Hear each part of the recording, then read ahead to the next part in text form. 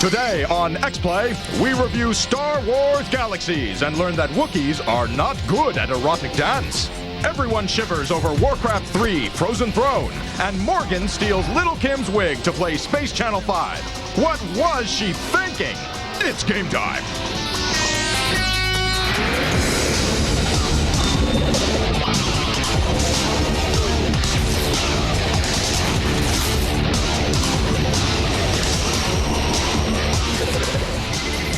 Please welcome the Jekyll and Hyde of X-Play, Adam Sessler and Morgan Webb. Welcome to the show. And what a show it is. It is. What? Gosh, it's exciting. We have kickboxing and, get this, intern torture. Those are unrelated subjects, by the way. We aren't kickboxing the interns. Yet. Yes. But first, we have our long-awaited Galaxies review. Yes, EverQuest with Wookiees. Yeah, that sounded like you threw up. Look, we all know I'm a Star Wars whore, and a Lord of the Rings whore, and a Star Trek whore while I'm at it. You do a lot of whoring, you know. I know. The point is, somehow Adam got to review this game. And at first, I was jealous. So jealous, I stole a copy of Rain Man off his desk, and I threw it in the toilet. That was you. But after seeing this review, I felt better. This is the Galaxies review. That was you?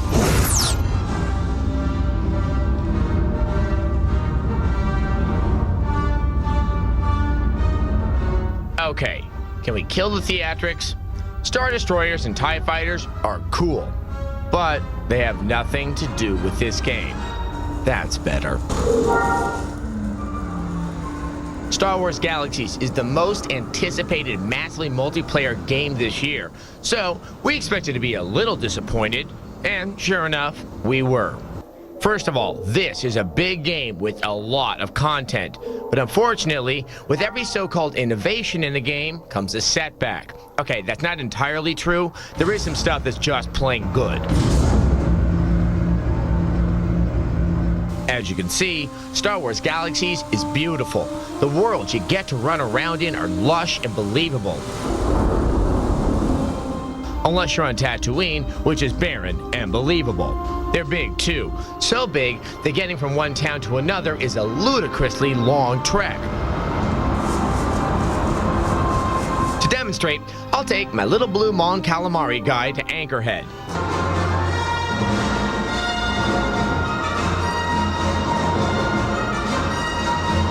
Riveting, isn't it? Can't seem to find a vehicle. Oh, that's because there aren't any in this game. Hey, Adam, the guy who played Urkel is going to be on the screensavers. Ooh! This looks like a job for Auto Run. Have fun on the way to Anchorhead. Now, while I was gone, my character got into 2 fights, was incapacitated once, but finally made it to the town of Anchorhead. Yes, Star Wars Galaxies is so advanced, you don't even need to play it to play it. Critters roam around the landscape and have apparently mastered proper use of punctuation. Character creation is no less impressive. You can choose from 8 different races, and each is very customizable. Sexy. Many people are calling this game EverQuest with Wookiees, but in EverQuest, improving your character is centered squarely on combat and gaining levels. Galaxies rewards you for doing whatever it is you want to do. Want to get good with your blaster? Use it. Want to score with the ladies? Get to the nearest cantina and show them your best moves. Oh my god, my eyes! Oh my eyes! Unfortunately, you still have to do a ton of boring, repetitive tasks to become good at anything in this game. It's really no different than any other game of this type. I mean, how many times do we have to say it? Killing hundreds of little space creatures just isn't fun. Unless they're Jawas. Come here, you little hooded punk. This is for selling me the droid with a bad motivator. In case you had your eyes closed there, combat looked silly, especially when you're trying to shoot a critter that's chewing on your ankles. A marksman with a blaster rifle should not have to run in terror from a little kitty. Here my Wookiee warrior is killed by butterflies. Butterflies! And the entertainers? The less said about them, the better. Oh, for God's sake, let the Wookiee dance! The big problem with this game is that it just doesn't feel much like Star Wars. It's a functioning, massively multiplayer game that's been hosed down with Star Wars juice, and that's about it. You never feel like there's a point to playing this game outside of improving your character. The saving grace in this game is the community of players. These people are friendly, helpful, and not nearly as nerdy as we expected. In the coming months, the developers have promised all kinds of improvements. We'll hope for the best, but we've heard that promise before. At this time, the most we can see giving Star Wars Galaxies and Empire Divided is a disappointing 2 out of 5.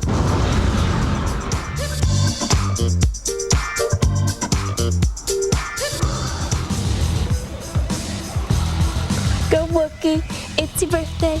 Go Wookie, it's your birthday. I don't know which is more damaging to my eyes, the Wookiee or that. Anyhow, what's worse in this game is that you have to watch the Wookiee dance to heal your battle fatigue, okay? So like if you're fatigued from battle, you gotta watch the Wookiee do that. It's scarring you. Now, that's how you heal yourself in Galaxies, watching the entertainers. It's pretty stupid. It's completely stupid.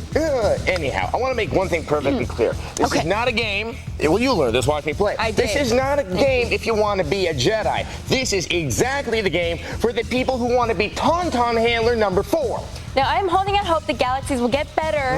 LucasArts does promise they're going to add vehicles and space travel, and these things get better with more people, and it could be fun. It could be. They have a lot of stuff they got to do. So we're going to wait until that stuff shows up, and we'll revisit it and let you guys know if it's actually improved. But until then, don't buy this game. Wait and see what actually happens. Yes, unless you have a burning desire to, live out the life of the third rebel soldier on the left, there's just not enough here to warrant the $50. Yeah, write us if you actually want to do that. Right. Send a picture. I'm curious. I wrote a haiku about it. Oh, goody. I know. Don't you just love those? I love the music. Soothing. Galaxies is lame. Butterflies bent my Wookiee. I'll not pay for this. Good.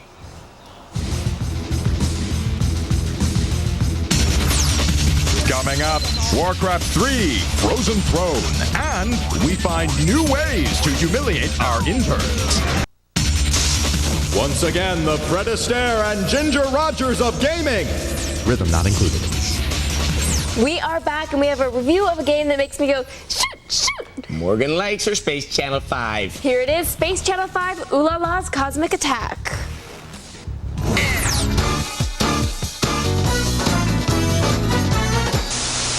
Space Channel 5! Uh-oh, it's starting to get funky in here. The original Space Channel 5 for the Dreamcast has been ported over to the Game Boy Advance. But before you Ulala-lions get too excited, the game loses a little in the translation.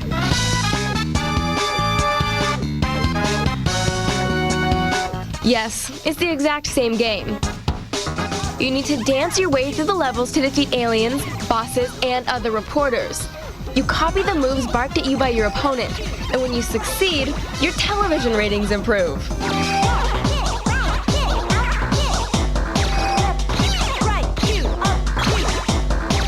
It's comforting for us to note that the more people you shoot, the higher your ratings are.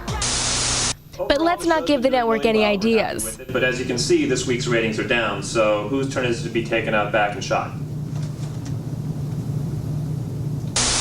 Now that we've remembered how to play the game,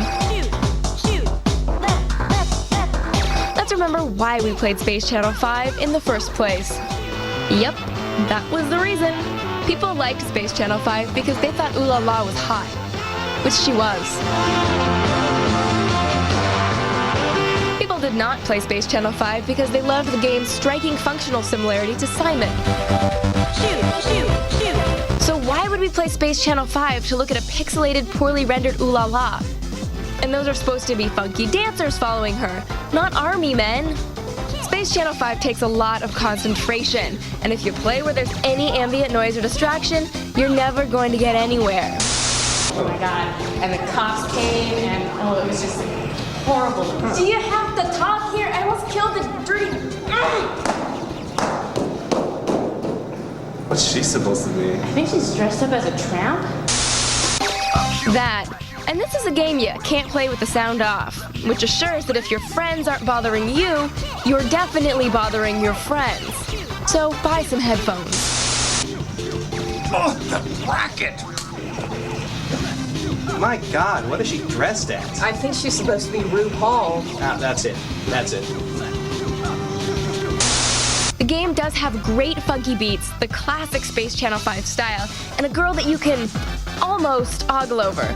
X-Play gives Space Channel 5 for the Game Boy Advance a 3 out of 5. What are you wearing? I'm Ulala!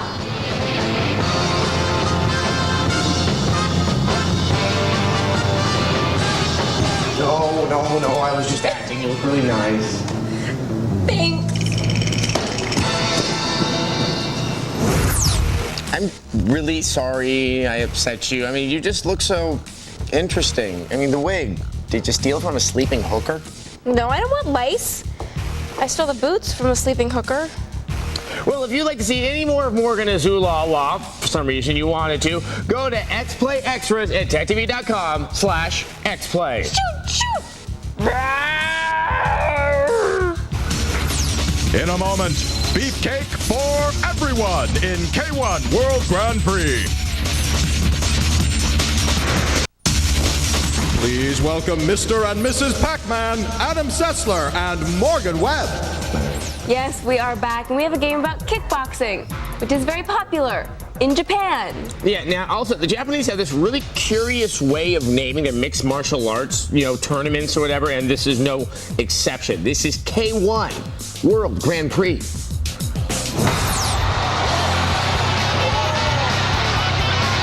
K-1 World Grand Prix sounds like a racing title, but it isn't. K-1 looks like a boxing game, but it isn't. Really. What K-1 is an excellent opportunity to give your opponent a kick to the head.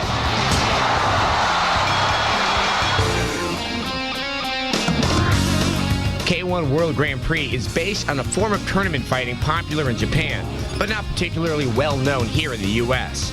The tournament allows fighters from varying martial arts disciplines, such as karate or taekwondo, to enter the arena, throw a few punches, and then kick the holy hell out of each other.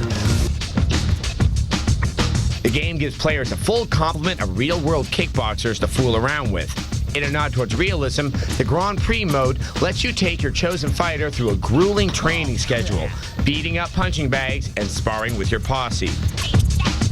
All this training should translate into deadly, graceful form in combat. The emphasis here is on should. Fighting out of the blue corner, weighing 232 pounds. Ringside, the game presents you with the usual niceties and ceremonial hoopla. Similarly, between rounds, you can ogle scantily clad video game ring girls. Excellent. Oh, this is, let's just call it a necessary weirdness. After the bell, however, the game focuses itself on ultraviolence.